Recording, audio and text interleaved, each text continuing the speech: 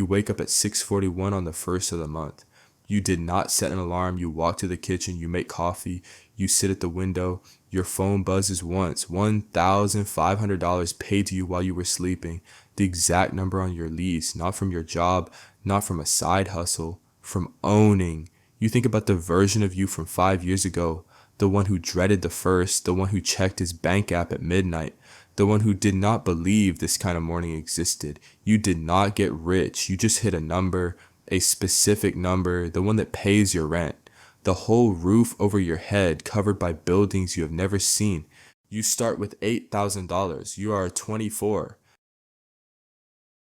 You have been saving for 2 years, skipping the new phone, driving the old car, eating at home on the Friday nights your friends went out. $8,000 sitting in your account doing nothing while your rent left it every month like clockwork. Most people would move to a nicer apartment. You open a brokerage app instead. You buy a REIT, a real estate investment trust, something boring, the kind of thing your friends have never heard of. It owns real buildings, apartments, warehouses, the strip mall by your house. By law, it pays almost all its rent out to the people who own it. People like you now. At a 4% yield, that $8,000 pays you $400 a year. $400 that covers your renter's insurance, your parking spot, and your pet fee for a full year. The junk a landlord stacks on top of the rent, it is small. You will be tempted to laugh. You don't. This is the first dollar of rent in your life that was not traded for time. Every other dollar you ever paid for a roof came from hours. Hours at a desk, hours in traffic, hours pretending to listen in a meeting you did not need to be in. This $400 came from nothing. You slept. The buildings paid it anyway. Your coworker sees the ticker on your screen at lunch.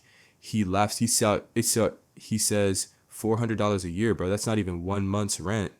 You say nothing. You close your laptop. The next month, your dividend hits. You do not transfer it to checking. You do not buy anything. You click the button that says reinvest.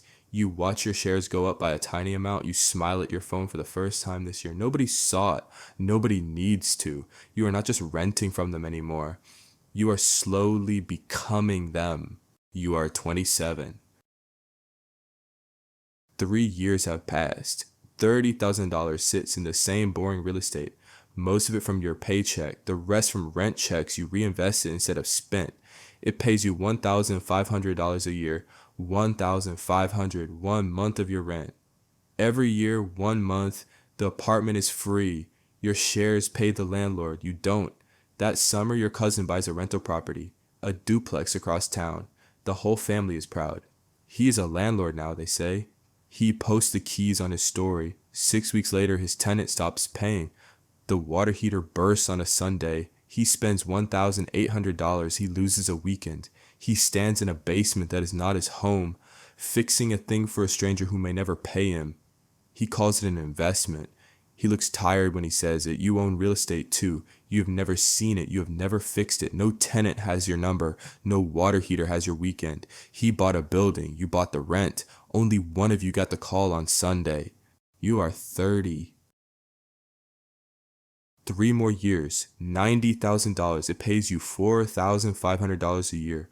$4,500, 3 months of rent. From January to March, you live for free. You do not pay your landlord in those months. Buildings in a dozen states pay him for you. You do the math at the kitchen table on a Sunday morning. January, February, March, covered. You used to count down to payday. Now you count the months your shares carry the roof. A friend gets a mortgage that spring. He is thrilled. A homeowner, finally. He texts you a photo of the keys. You are happy for him. You do not mention the property tax, the insurance, the roof he replaces in year 4, the 28 years of payment still in front of him. You just say congratulations. You mean it. You do the boring thing again. Every dividend reinvested. You never see the money. You see the share count climb. He signed up to pay for a house for 30 years. You signed up to be paid by them. You are 33, $180,000. It pays you $9,000 a year. $9,000, half your rent. You pay January through June. Your shares pay July through December. You are halfway to never paying rent again. Then it happens. A friend texts you that night. Marcus from college. He found something. A REIT yielding 13% pays monthly. He says, bro, 13% on your money. You cover your whole rent tomorrow. You open the chart on your laptop, the yield is real, the chart is not. The price has dropped 40% in 2 years. This is a mortgage REIT. It does not own buildings, it owns the loans. When rates move, it bleeds. The dividend looks huge because the price collapsed. This is a yield trap. The dividend will get cut, the price will keep falling. You will lose more than you ever made. You close the laptop, you text Marcus back, you tell him to be careful. He sends a laughing emoji. He buys $15,000 of it that night. 6 months later, the dividend gets cut in half. The stock drops another 30%. Marcus stops talking about it. You keep your boring 4%. You keep getting your $9,000. You keep your buildings, the real ones, with walls and roofs and the rent of real people. The rule is simple. A REIT that owns buildings pays you slowly and forever. A REIT that owns paper pays you fast and then disappears. 13% is not opportunity. 13% is a warning. The patient 4% will outlast every shiny 13 every time. You are $360,000. It pays you $18,000 a year, $18,000 your rent, all of it, 12 months, the whole roof over your head paid by money you did not earn. This is the number, the one this whole video promised you. At $360,000 in real estate you never touch, the rent stops being yours to pay. You realize this on a Tuesday in March, sitting in traffic on the way to work. The man in the lane next to you is screaming at his phone. Veins in his neck, his house is brand new, his face is not. He owns 4 bathrooms and a lawn and a mortgage that owns him back. $3,200 a month for the next 26 years. You rent a 1-bedroom you love. Your rent is $1,500. Your shares pay it. He has a house. You have your freedom. Only one of you is yelling in traffic. You think about something your mother told you when you were 16. She said, "The people who look the richest usually owe the most." You did not understand it then. You understand it now. That night you do not check your account. You do not need to. The first of the month is coming. For the first time in your life, you are not counting down to it. Most people spend 30 years buying a house. You spent 12 buying the rent. You are 39, $500,000. It pays you $25,000 a year. $25,000. Not just the rent now. The rent and the power and the water and the internet. The whole cost of being housed, the basic shape of a life paid by buildings every month without you.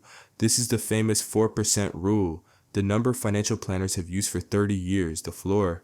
At $500,000 invested, you could stop working tomorrow and keep your roof and not starve. You would not be rich, you would not travel, but you would never be homeless. You realize this on a Friday at 4:47 in the afternoon. Your boss walks into your office. He's sweating. He needs you to stay late. You used to say yes immediately. This time you wait 3 seconds. You feel something new. You feel optional. You say yes anyway. But the yes is a choice now, not a reflex. You walk to your car at 9 p.m. The parking lot is empty. You sit in the driver's seat for a minute before turning the key. You are not in a hurry. You have not been in a hurry for a long time. $500,000 in buildings does not make you rich, but it gives you something most renters never have. It gives you the word no, and no is the most expensive word in the English language. You are $42 million. You do not feel different. Your apartment looks the same. The rented one, the one you never bought. Your face in the mirror looks the same, but the number is real. It pays you $50,000 a year. $50,000. Your rent anywhere in America replaced forever with a whole life left over. You read a headline that morning over coffee. The average rent in America is now over $1,500 a month, more than $18,000 a year gone for a roof people will never own. You read it twice. That's the exact number your buildings pay you. Your roof is free and you will never own it either. You sit at the kitchen table and you finally understand the thing you have been doing for 18 years. You spent your 20s afraid of your landlord, the first of the month, the knock, the increase, the power he had over the roof above your head. You did not beat him by becoming him. You did not buy a building. You did not sign a mortgage. You did not take a tenant or a broken water heater or a 2 a.m. phone call. You bought a sliver of $500,000 instead. You became the landlord of everywhere by owning nothing you ever have to fix. You learn one last thing. You open a tax calculator. REIT rent is not the tax-free kind of dividend. It is taxed like a paycheck. So you did the boring thing years ago. You kept a large slice in a Roth where it grows where the government cannot reach it, and you live on the rest. Even after the tax, the buildings cover your life. You checked twice. The next morning is the first of the month. You wake up without an alarm. You make coffee. You sit at the window. Your phone buzzes once. $1,500 paid to you while you were sleeping. The exact number on your lease. You feel the way you felt 18 years ago when $400 a year felt like nothing. Calm, quiet, sure, you never bought a house. You bought the rent of 1,000 of them. When everyone else worked to make a payment, you taught buildings to make yours. The first of the month was the day you used to fear. Now you own it forever.